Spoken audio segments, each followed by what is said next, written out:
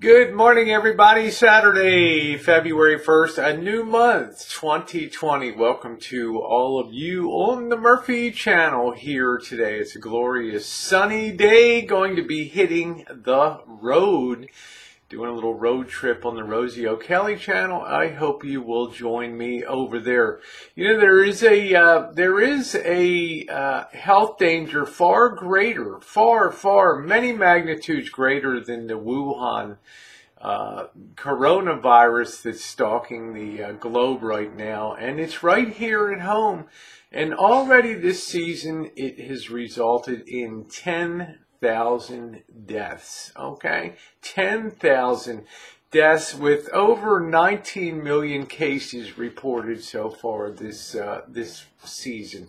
What am I talking about? I'm talking about the garden variety influenza, the flu, that we see peaking usually between December and the end of February. That's the one I think that's more likely to be of concern to people, and yet it passes underneath of the radar. We got a couple hundred deaths from the coronavirus, and you know, some people compare it to the Spanish influenza of 1917, 1918.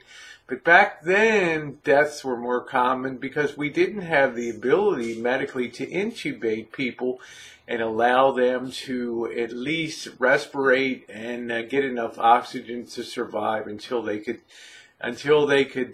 overcome the forces of the influenza. It's a much different story today. But it shows you how deadly influenza can be, and it is totally slipping under the radar screen here. And it's much more widespread, much more likely to affect than you in the United States, than the coronavirus. Yes, the coronavirus is exotic. It gets the headlines. It's out of control. There's hospitals being built. There's tens of thousands of people infected.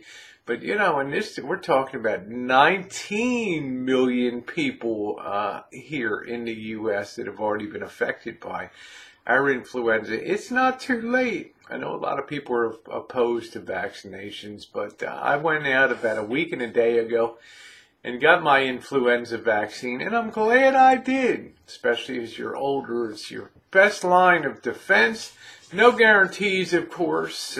Creating vaccines to combat strains is like launching two bullets in the air and hoping they meet at 1 mile high. It's a very difficult proposition, but something is better than nothing. So there it is. Yes, there's something far worse than coronavirus that's stalking the USA today, and that is our own influenza here.